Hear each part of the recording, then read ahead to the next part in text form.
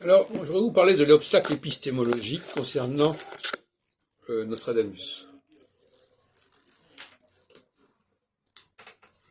En 98, 97, sont parus un certain nombre de textes, de colloques, il y a eu différents colloques. Moi, j'ai été invité à 2 colloques en 1998 sur Nostradamus, dont le dernier, en 98, s'est déroulé à Marseille, dans le cadre de la revue Réforme, Humanisme, Renaissance. Et le précédent s'était déroulé à la Sorbonne, dans le cadre des Journées Verdun-Saunier de 97. À chaque fois, il y avait eu 2 conférences, une de moi et une de Gilles Polizzi en 98 et une de Michel Choumara en 97. Alors, la question que je me pose, c'est est-ce que ça a changé entre-temps, 25 ans plus tard? 25 ans plus tard, 97, 80, 2023, ça fait 25 ans. 98 aussi, surtout. Est-ce que le blocage continue? Qu'est-ce qui fait que les thèses que j'ai développées, à savoir que c'était des contrefaçons antidatées, est-ce que ça a fait son chemin? Je n'en sais rien. Il faudrait que quelqu'un fasse une enquête à ce sujet. Est-ce qu'un certain nombre de blocages de verrous ont été sautés, ont été levés? Donc, réfléchissons quelques instants à la nature de ces blocages. La nature de ces blocages, je crois que j'en ai déjà parlé d'ailleurs, ce sont les vocations d'historiens.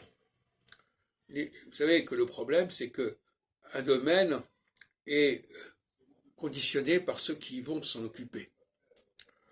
Et donc, il est conditionné par une certaine image qu'il donne de lui-même. Si vous avez une certaine image, vous allez attirer une certaine population de gens qui vont travailler dans ce domaine. Et si l'histoire des textes est considérée comme une histoire qui n'exige pas de raisonnement, qui n'exige pas de démonstration, mais qui exige simplement de constater que tel ouvrage existe, que tel texte existe, eh bien, ça va attirer des gens qui n'ont aucun talent scientifique, aucun talent mathématique, aucun talent logique, et qui sont des laissés-pour-compte de la recherche scientifique, en quelque sorte. Donc je vois dans ce milieu d'historiens, des textes, des gens qui sont assez médiocres, de manière générale, et qui ne sont pas capables d'assumer un raisonnement jusqu'au bout, une sorte de frilosité, en quelque sorte.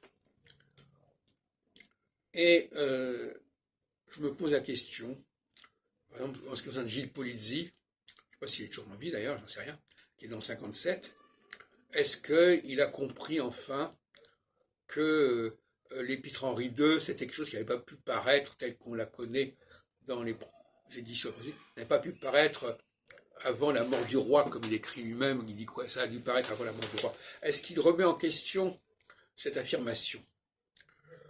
Et sur quoi il s'appuie?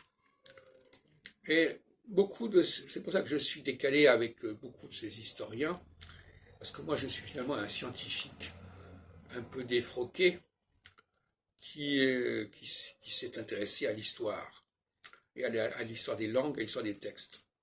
Et je me suis avec des gens qui n'ont aucune faculté de raisonnement satisfaisante. Et donc, sur ces deux populations, les linguistes et les historiens, je suis en décalage, parce que ce sont des gens qui ne savent pas raisonner.